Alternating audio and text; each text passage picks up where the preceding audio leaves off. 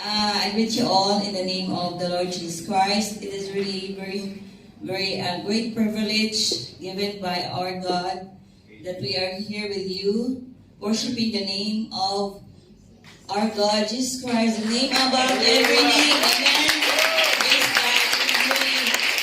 Even in Psalms 133, it says that how pleasant and good it is that to dwell together for the brethren in unity, praising the name of our God Jesus Christ.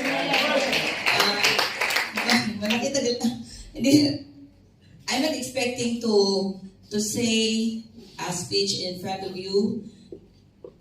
We're just here, and I am thankful to my daughter na meron siyang Google Map na nag-locate sa location natin, and it is very malaking karangalan para sa amin na nakikita ang mga mukha ninyo na gaya ng mukha namin din doon sa Pilipinas. Magagandang mukha na nakipuri sa ating Panginoon. Amen? Na nakita namin sa labas, ito na nga talaga dahil katulad natin, yung mga mukha nila, no? Yung pagdalamit ng mga tao na talagang nagbibigay papuri sa ating Panginoon. Amen? Salamat Pastor sa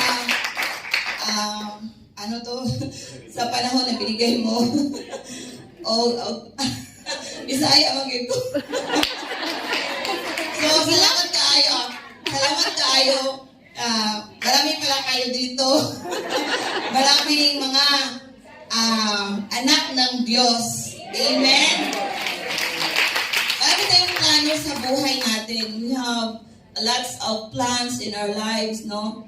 Na ganito ang gagawin natin in the future, maging ganito ako. But it is the Lord's will kung ano talaga ang ipasya niya sa ating buhay. Yes. Gusto natin na magkaroon pa tayo ng 120 years living in this world. But then, it's very sad na ang husband ko ay nandoon na sa kamay ng Panginoon. Kaya nagiging pastor na ako. Pero before siya kinuha ng Panginoon, pinapa-apply na niya ako nung 55 years old dahil nag-60 na nga ako last December 2023. Thank you very much sa lahat ng sa amin, nag-welcome sa amin, lahat ng mga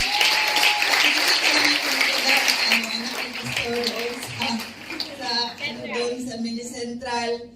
At salamat talaga na may protection ang Diyos sa aming pagpunta dito. Kahit na wala kaming alam dahil yung travel agency nga, mas mahal-mahal sila at 3 araw lang. Ganun na lang ginawa ng anak ko na siya na lang ang nagbubuk para sa aming dalawa. So salamat talaga at more blessings para sa atin at sa pastor, sa family. God bless us all in the name of the Lord Jesus Christ. Amen. Praise God. Lord, salamat kayo, Pastor Ludivina. Amen. Dalay ko ng Diyos. Sulti o Bisaya na din.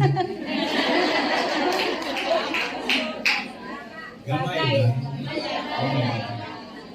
Okay. Pero tanang istorya Bisaya, dili ko kahibalo. Gamay na yun.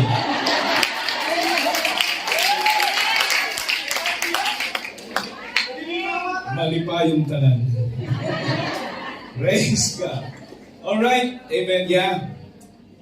Pastor Ludivina's husband, Pastor Lazaro, went home in the Lord and she took over the church, amen, in Lumbia, Cagayan de Oro. Thank you, Jesus, for that privilege, amen, that they are visiting us here in Hong Kong.